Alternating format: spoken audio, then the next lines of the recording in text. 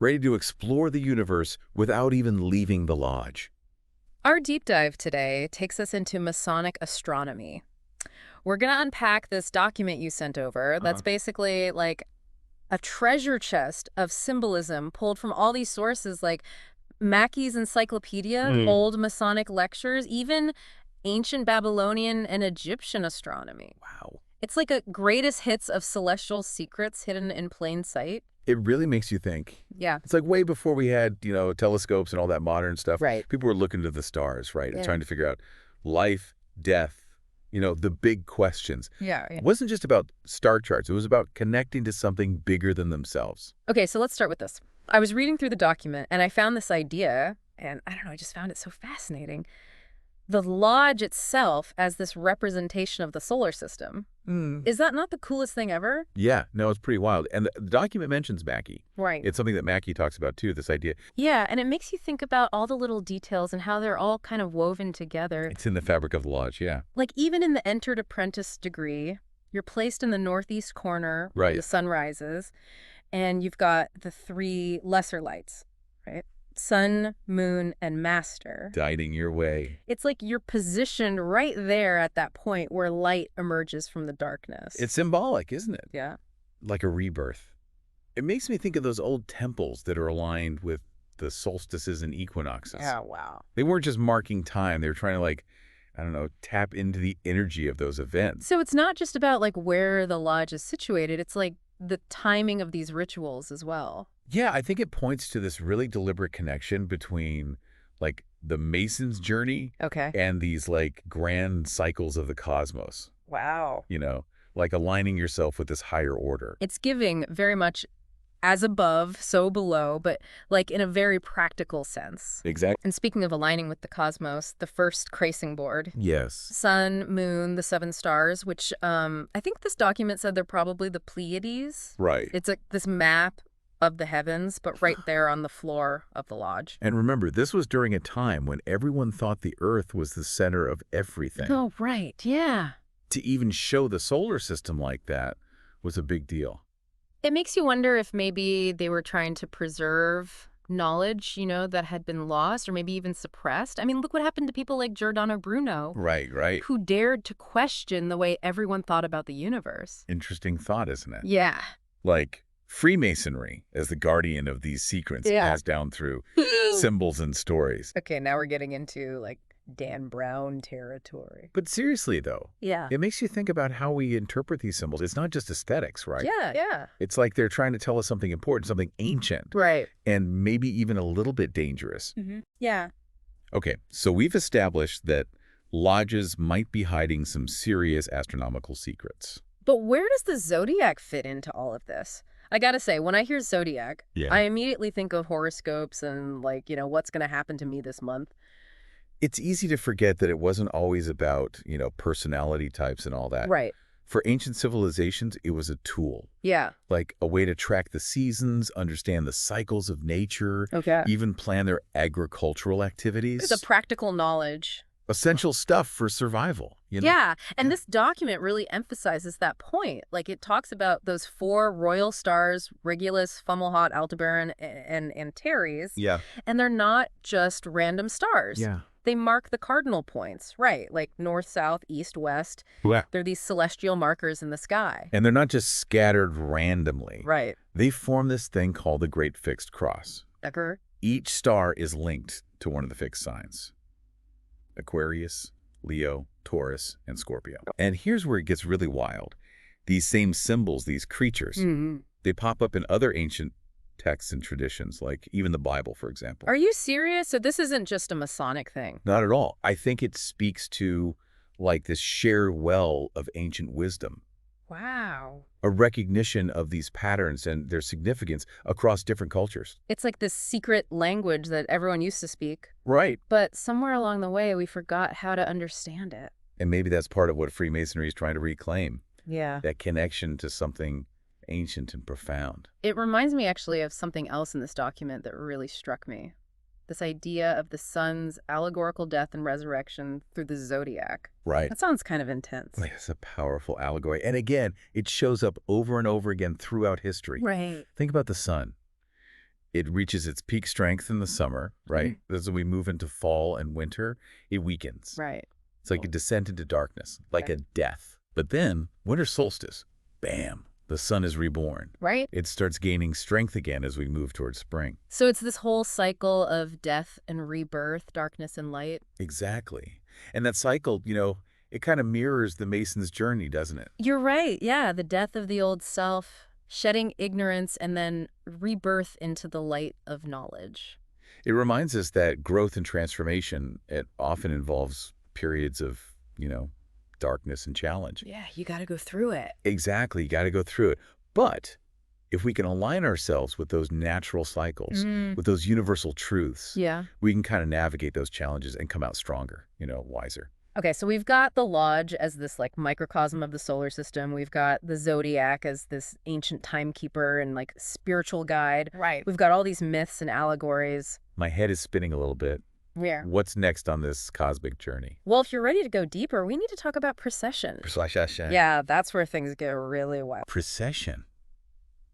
That sounds intense. Yeah. It's like a cosmic curveball I never even knew existed. It is kind of wild when you think about it.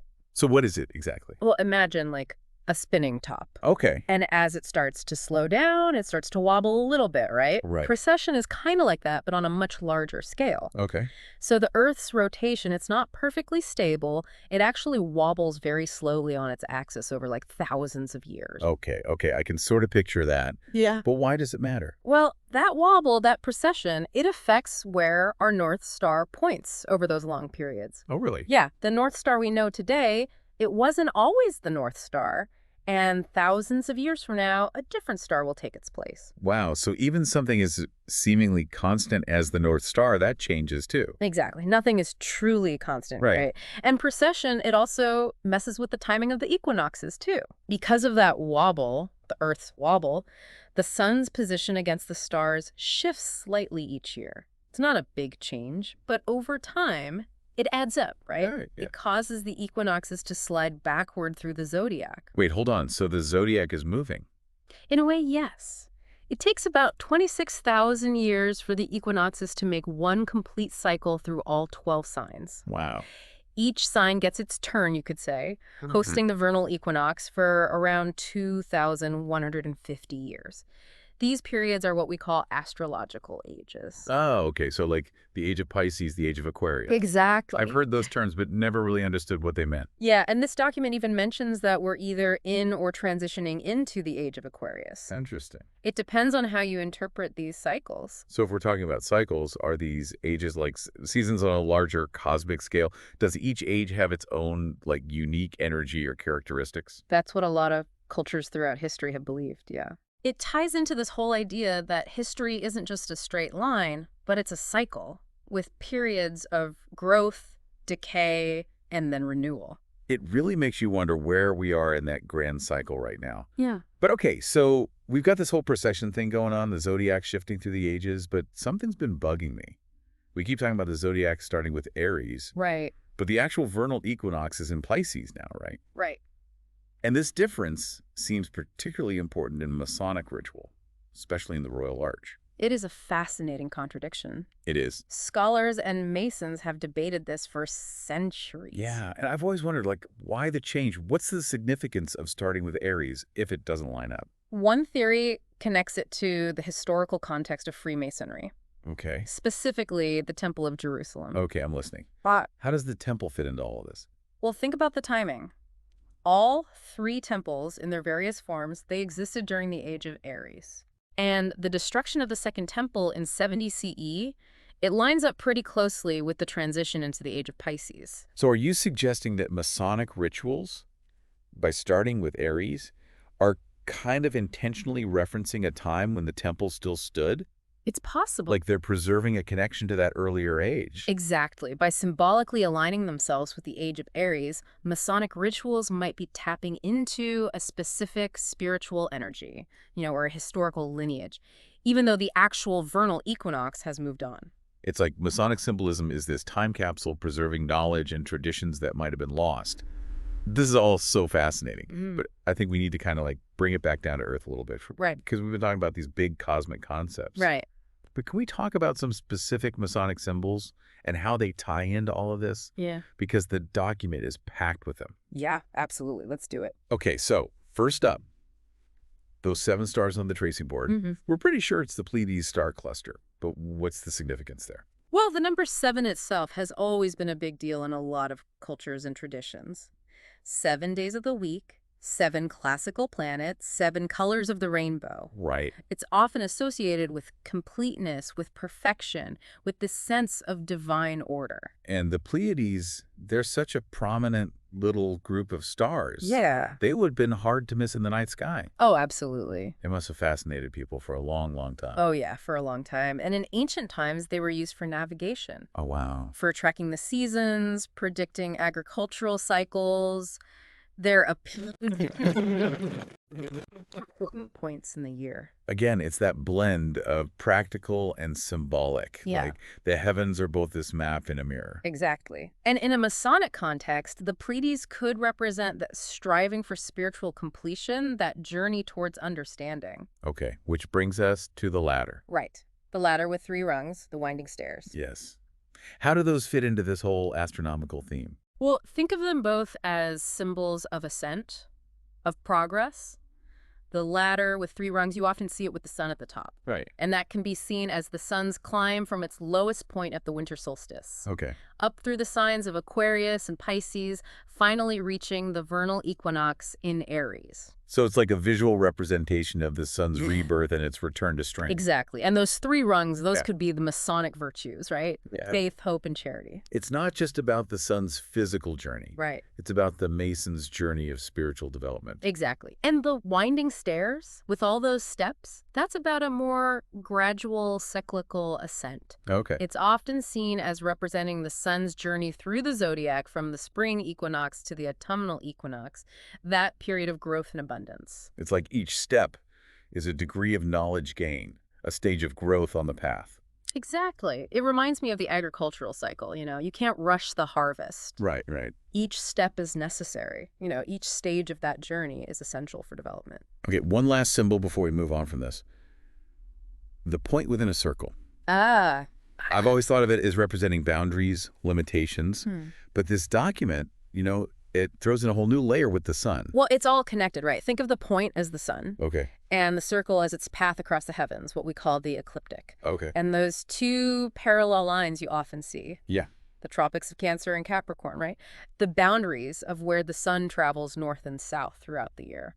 So the point within a circle, it's literally a visual representation of that bounded path. Exactly. It's a reminder that even the sun, with all its power and glory, adheres to this cosmic order. It's a powerful symbol for Masons, too, suggesting that true freedom isn't about limitless expansion. It's about understanding and working within the boundaries of, well, morality, universal law. It's a beautiful way to look at it, I have to say. Yeah.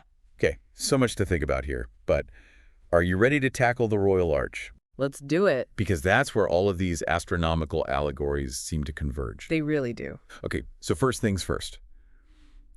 The Royal Arch is like symbolism overload when it comes to astronomy. We've got the Zodiac, we've got that great fixed cross with its 4 creatures, and then there are those tribal banners with their own complex meanings. Right, right. Where do we even start? I don't know. Where do we start? Let's start with the tribal banners, because their arrangement in the Royal Arch chapter, that's not random. Okay. Remember in the book of Numbers how the 12 tribes of Israel camped around the tabernacle? Oh, right. They formed that protective square, right. Yeah. And each group of 3 tribes was associated with a cardinal direction. Exactly. Now imagine overlaying that layout onto the zodiac. The tribes, their banners, their placement, it all aligns with specific zodiac signs. Hold on. Are you saying that the Royal Arch chapter itself is like a microcosm of the zodiac? Right. Like, those banners aren't just decoration. They're telling us something about the order of the cosmos. Bingo. And it gets even deeper than that. If you look at the Royal Arch Jewel, you'll notice that the arrangement of the 12 signs is different from the traditional zodiac. 3 signs are shifted. Yeah. I've always wondered about that. Why the change? What's the significance? There are many interpretations, of course, but one theory suggests that this shift aligns the missing keystone of the Royal Arch Jewel with the position of the sun at the summer solstice in the age of Aries. Okay, you're blowing my mind again. So we're back to that idea of the Royal Arch preserving this connection to the Age of Aries, to the time of the temple. It's a possibility, right? And it really underscores the importance of that missing keystone. Remember, the keystone sits at the apex of the arch, right? It represents completion, the point of greatest strength. Right. But in the Royal Arch Jewel, that keystone is absent. Right. It allows a beam of light to shine through. It's like that missing keystone allows the sun's light to illuminate the double cube, that symbol of the earthly and heavenly realms united. It all ties back to that theme of death and rebirth we keep encountering. The sun, at its highest point at the summer solstice, it also begins its descent towards the winter solstice. Right. That descent, it's a necessary part of the cycle. It's a journey into the darkness that ultimately leads to renewal. Right, yeah. It's a reminder that even at the height of our achievements, our understanding, there's always more to learn, more to experience.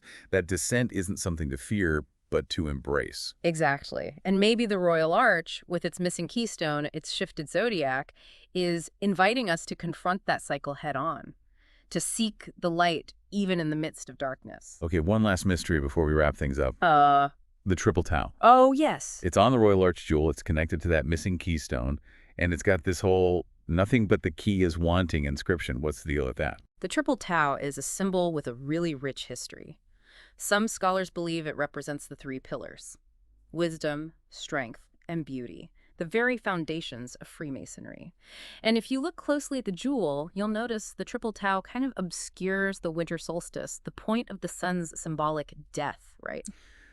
Are you suggesting that those pillars, those Masonic virtues, they're the key to navigating the winter solstice, the key to facing the darkness and emerging into the light? It's a powerful interpretation. The Triple Tau, with those virtues, it's a reminder that even when faced with darkness, even symbolic death, the principles of Freemasonry provide that guidance and support you need to continue the journey. And remember, the Triple Tau is positioned right there on top of the 7 signs from spring to autumn, the time of agricultural abundance. So it's like this layered message. Mm-hmm. Understand the cycles of nature, align ourselves with those cycles, but we also have the tools, the keys to navigate those cycles successfully. Exactly. It's a message of hope, of resilience, the enduring power of knowledge and wisdom. This whole deep dive has been incredible. We started with some seemingly simple astronomical references in these rituals, and we've ended up in this profound exploration of ancient wisdom, these cosmic cycles, and what light and darkness really mean in the context of Freemasonry. It's amazing, isn't it? And it shows that within these symbols and rituals, there are layers upon layers of meaning just waiting to be uncovered. It's a journey without end, really. Absolutely. Yeah. And on that note, we'll leave you with this.